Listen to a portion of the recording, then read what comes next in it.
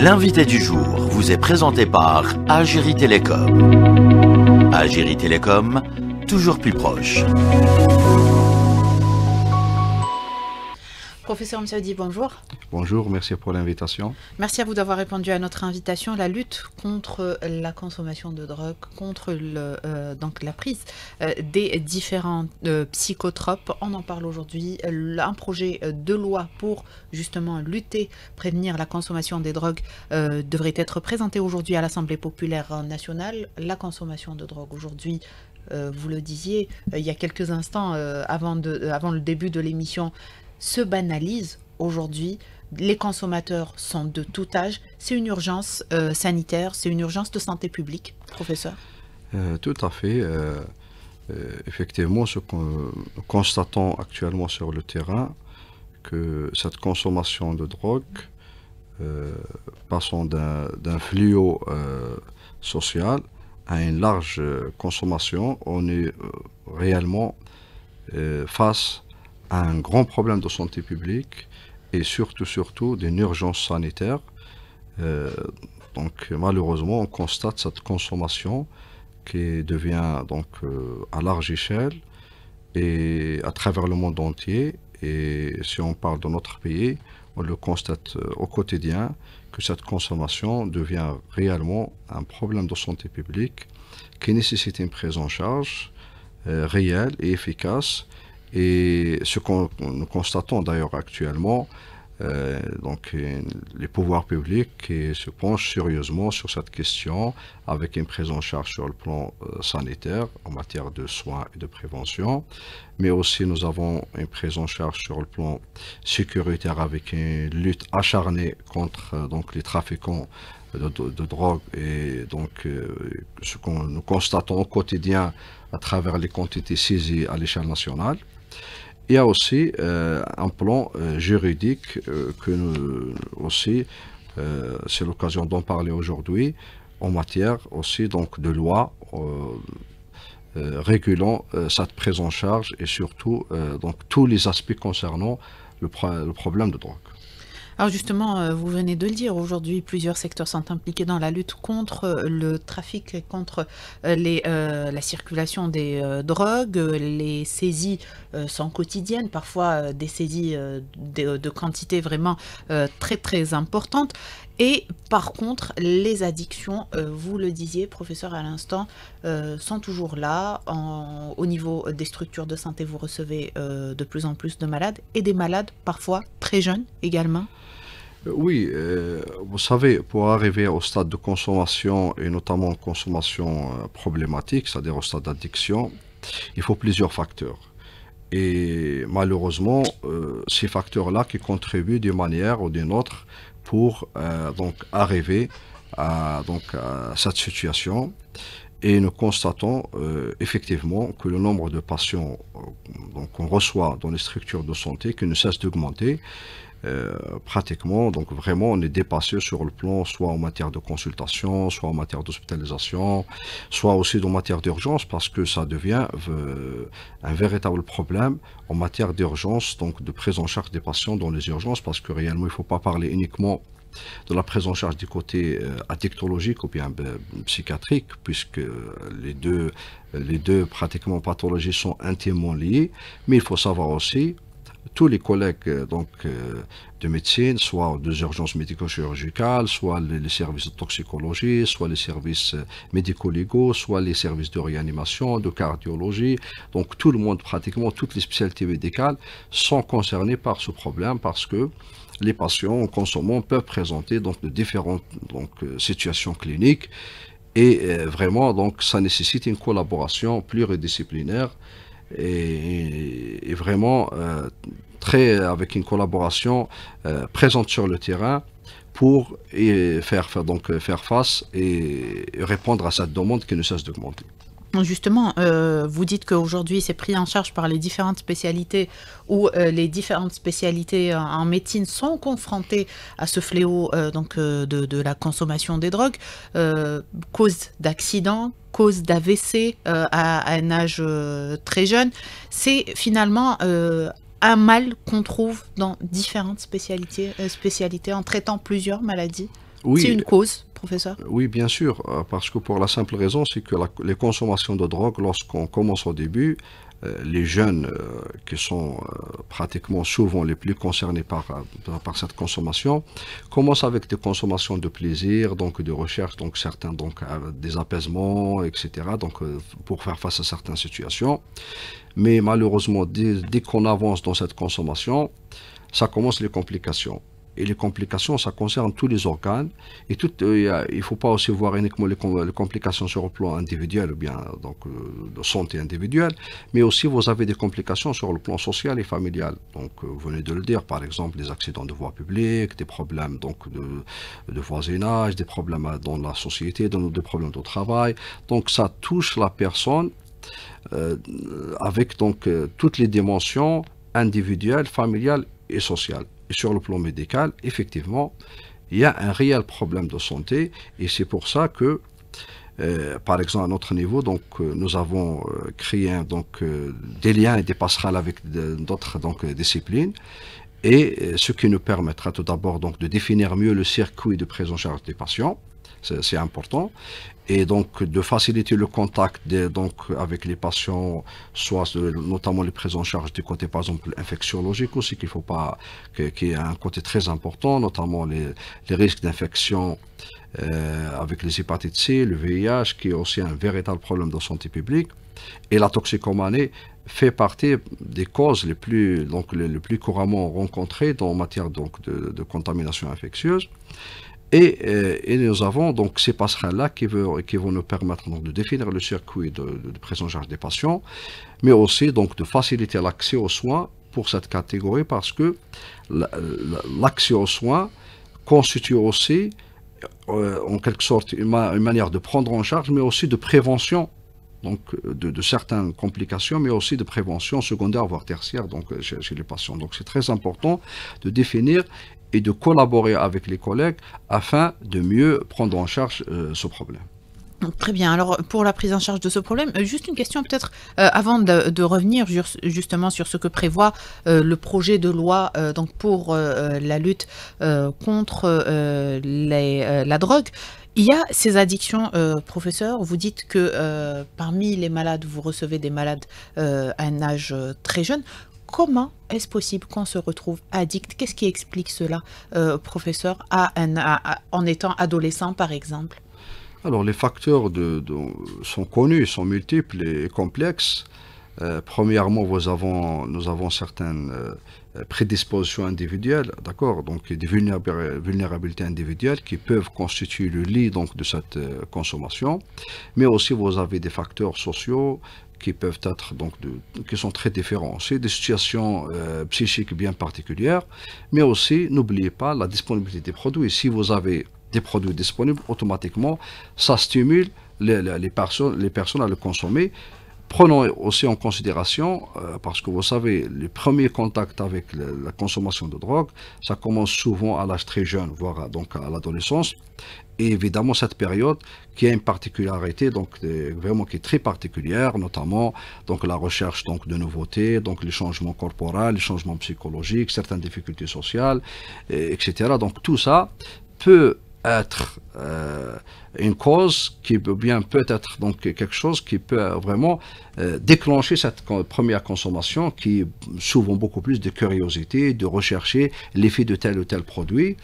Et malheureusement, dès que cette première expérience qui reste évidemment marquée dans le cerveau, donc et l'individu, chaque fois qu'il aura de telles situations, bien de tels éléments qui vont se réunir autour de lui, peuvent évidemment recourir. Voilà, tout à fait. Donc, de manière très systématique, donc peuvent redéclencher ce circuit-là pour essayer donc de rechercher de tels produits qui a causé à un certain moment le plaisir de la personne. Mais évidemment, en répétant une fois, deux fois, malheureusement, ça peut tomber dans l'addiction et la tolérance. Voilà. Est-ce que c'est accentué par les drogues qu'on appelle aujourd'hui les drogues de synthèse, les différents produits chimiques qu'on trouve aujourd'hui consommés par les personnes donc, qui touchent à ces drogues?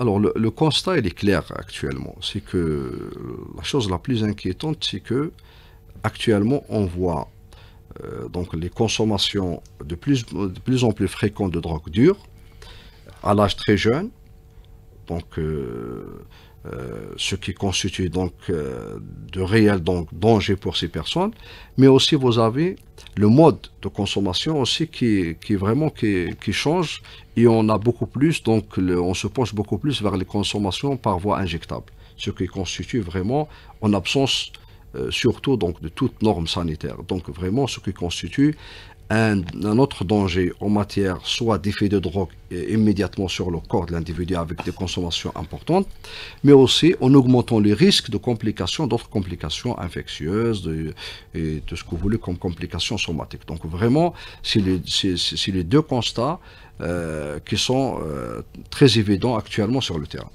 Alors justement, pour prendre en charge cette urgence de santé publique, il y a ce projet de loi, on le disait, qui sera ou qui devrait être présenté aujourd'hui à l'Assemblée populaire nationale, qui prévoit plusieurs dispositions, notamment un axe ou plusieurs axes importants pour la protection des enfants et des mineurs, à commencer par donc la lutte de ces trafics autour des écoles. Là, les peines sont très lourdes, donc aux abords, tout trafic aux abords des écoles, ça peut être carrément la peine de mort qui sera donc appliquée sur ces trafiquants. Les mesures, justement, aujourd'hui, serrer davantage ces dispositions, ça peut donner des résultats, professeur? Effectivement, vous savez, en matière de lutte contre les addictions, c'est-à-dire tous les aspects, chaque aspect a vraiment a une place très particulière en matière de prise en charge. Et notamment, si on parle aujourd'hui donc de cette loi, qui vient pour renforcer évidemment toutes les lois déjà ayant existé depuis les années 70, et les plus importantes, donc surtout celle de 2004 en matière d'injonction thérapeutique, donc permettant donc aux magistrats d'obliger ou bien donc de placer les personnes en milieu hospitalier pour des soins. Et actuellement, on voit ce projet actuel qui va renforcer donc cette loi de 2004, aussi évidemment qui a été aussi discutée en 2023. Et cette loi qui prendra évidemment, c'est une très bonne chose, plusieurs aspects en matière de prévention, de soins et surtout du côté pénal, donc une prise en charge qui va essayer donc de collaborer aussi. Donc vraiment, je pense que les règles seront mieux définies et plus claires en matière de prise en charge, soit de soins et de prévention et surtout de lutte contre le trafic de drogue.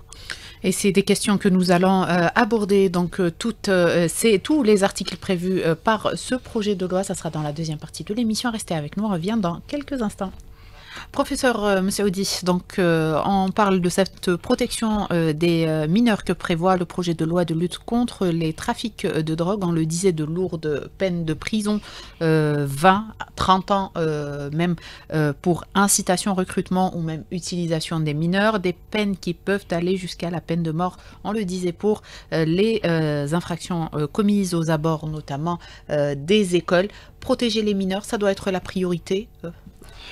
Alors cette loi justement, ce qui est vraiment très intéressant, c'est que elle vient pour renforcer, mais surtout fixer clairement les règles de lutte, de prise en charge à tous les niveaux donc contre ce fléau-là. Et parmi les articles cités dans cette loi, nous avons la protection des mineurs et des personnes donc en difficulté ou bien incapables.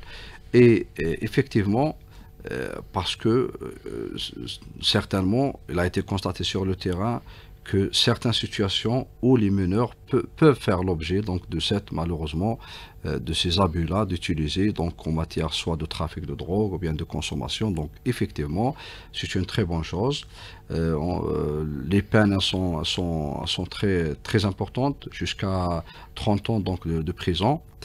Et dans d'autres situations, des peines sont beaucoup plus lourdes que ça. Et je pense que c'est une très bonne chose. Et ça confirme la politique dans notre pays en matière de prise en charge des addictions, c'est-à-dire répression et soins. Donc toujours, on voit à travers cette loi qui renforce, qui fixe clairement les règles en matière de prise en charge, de prévention, plan juridique, mais surtout donc de sévir contre les narcotrafiquants et contre toute personne qui essaye en quelque sorte donc d'attirer des personnes, bien d'utiliser des personnes en matière de trafic de drogue. Alors, vous venez de l'expliquer, professeur. Aujourd'hui, la stratégie consiste donc en la prévention, la lutte et les soins également. Parmi justement un des axes donc proposés dans ce projet de loi, c'est de pratiquer ou de faire des examens périodiques pour les élèves. Est-ce faisable? Est-ce que ça permet justement de détecter rapidement les consommateurs ou de reconnaître, de savoir que ces enfants consomment pour éviter d'arriver à une étape d'addiction sévère?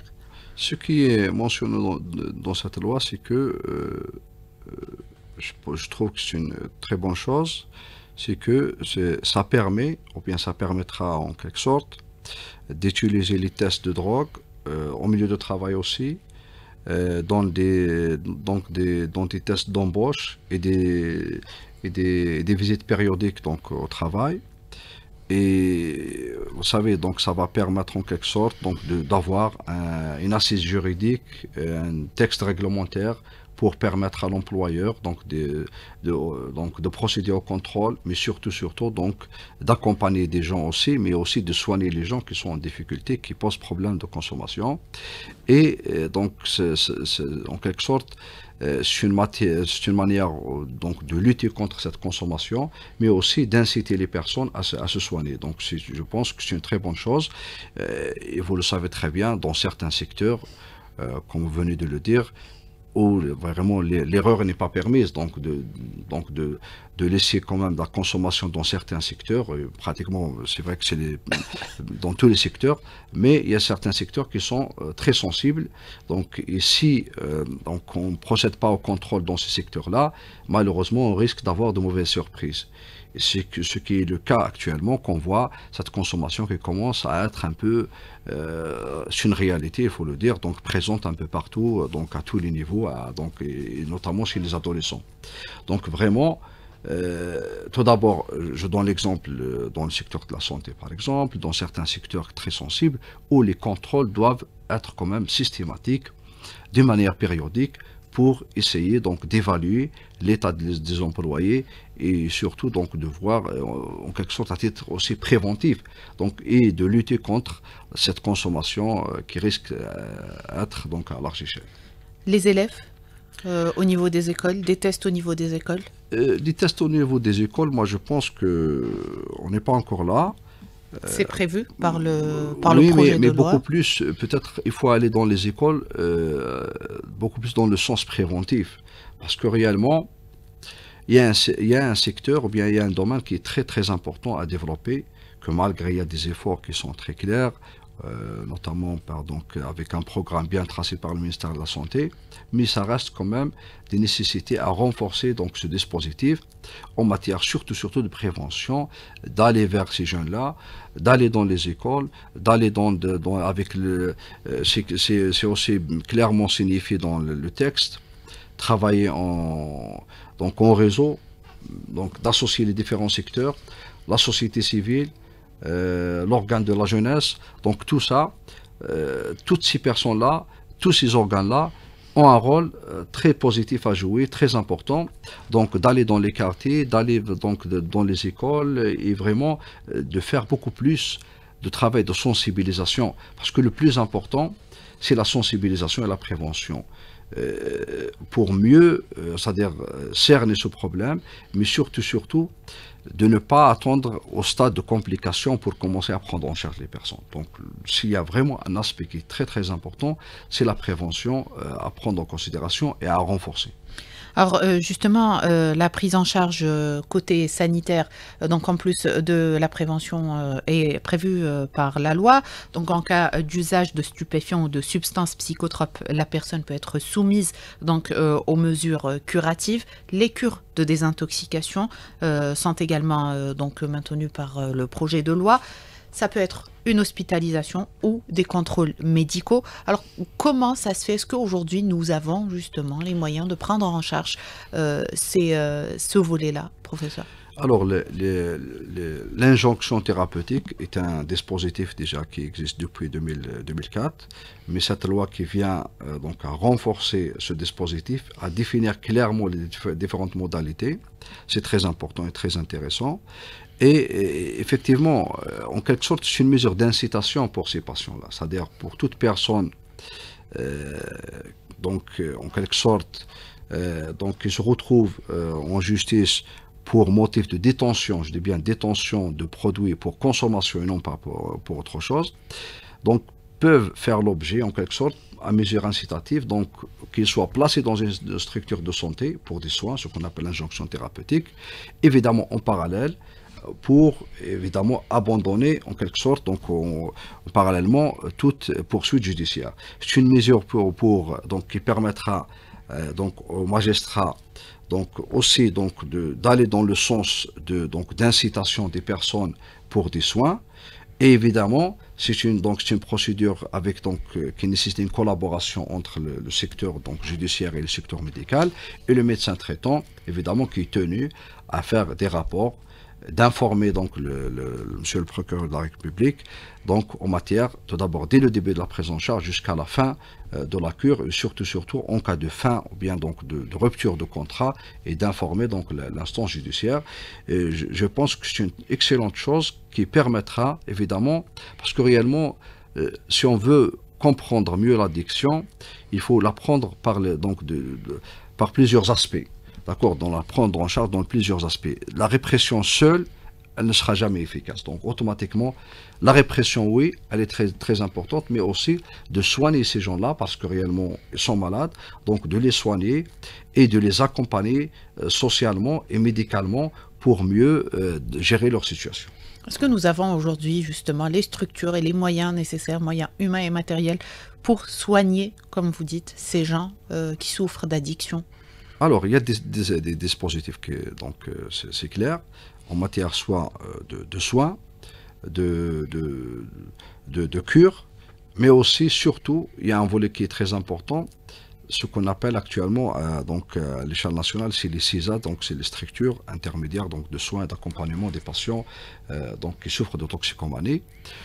Donc, ces structures-là assurent le soin, tout ce qui est prise en charge ambulatoire, à titre externe.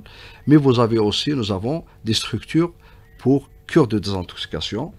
Certainement, ce dispositif nécessite probablement un renforcement, ça c'est clair. Mais il faut savoir que ce dispositif déjà prend en charge un nombre important de patients. Ça reste évidemment une forte demande. Je dirais aussi, ce dispositif de soins doit être aussi renforcé par tout ce qui est évidemment formation, recherche, mais surtout, je répète, la prévention, parce que réellement, c'est vrai qu'il y a des dispositifs, mais je pense qu'on doit vraiment renforcer ce dispositif de prévention et d'accompagnement, et surtout de sensibilisation, d'aller sur le terrain pour vraiment écouter et accompagner ces jeunes-là qui sont en difficulté. Alors, peut-être une dernière question, professeur. Donc, les jeunes ou même moins jeunes qui sont en difficulté, qui souffrent d'addiction aux différentes drogues, aux substances psychotropes, vous le disiez, sont de plus en plus nombreux. À quel moment ces personnes-là doivent, disons, se dire je dois aller consulter, je dois aller peut-être demander de l'aide à un psychiatre et peut-être même demander une hospitalisation? Ce que nous constatons sur le terrain, malheureusement, que souvent, le motif de consultation, c'est un motif réellement de complications. Une fois la personne commence à développer des complications, soit de santé psychique, ou bien de santé somatique, ou bien des problèmes sociaux, on le ramène pour une consultation. On commence à chercher réellement, ou bien on constate qu'il y a réellement, finalement, une consommation problématique qui pose problème. Et souvent à ce stade-là où ça commence vraiment à inquiéter la famille, parce que au départ, souvent la famille, passe à côté malheureusement de cette consommation. Et si on attend au stade de complication pour commencer la prise en charge devient vraiment lourde et difficile. Parce que réellement, mieux commencer la prise en charge tôt, vous avez plus de chances à s'en sortir de cette consommation. Mais chaque fois, malheureusement, que vous tardez dans le diagnostic ou bien dans le processus de mettre en place un processus thérapeutique chez un individu, automatiquement, presque à la fin, on sera amené à gérer les complications, soit sur le plan social ou bien individuel. Donc vraiment, c'est ça le problème. Donc ce que je peux dire, que réellement, si on peut faire le diagnostic dès les premières consommations, ça serait mieux. Nous avons donc la chance d'augmenter ou bien d'améliorer le pronostic. Nous avons un meilleur pronostic. Mais malheureusement, si on commence la prise en charge 10 ans, 15 ans après le début de consommation, qu'on arrive à différentes complications infectieuses, cardiaques, mais aussi psychiques et fonctionnement, parce que réellement, il y a même tout un changement dans les traits de caractère de la personnalité de l'individu. Parce que si l'individu commence très jeune, à l'âge où vous avez le développement du cerveau, automatiquement, il y a l'influence de ces consommations, de ces drogues-là, sur le fonctionnement du cerveau. Donc automatiquement, il y a un certain remodelage, bien des changements dans la personnalité ou bien des traits de caractère de l'individu. Et ça sera très difficile de récupérer après 10 ans, 15 ans. Donc c'est ça le vrai problème. Donc de faire le diagnostic le plus précocement possible, dès les premières consommations, et pour essayer, donc, dès qu'on constate qu'il y a une consommation, automatiquement, il ne faut pas hésiter, il faut se rapprocher donc du médecin ou bien du psychologue pour essayer de comprendre comment on peut prendre en charge, comment on peut soutenir cette personne et pour lui éviter le drame. Voilà, donc c'est toute la difficulté. Merci, professeur. On arrive à la fin de notre émission. Merci à vous d'avoir répondu à toutes nos questions. Je rappelle que professeur Abdelkarim Messoudi est chef de service psychiatrie à l'EHS de Cheraga. Merci à vous de nous avoir prêté attention. Très bonne journée. À demain.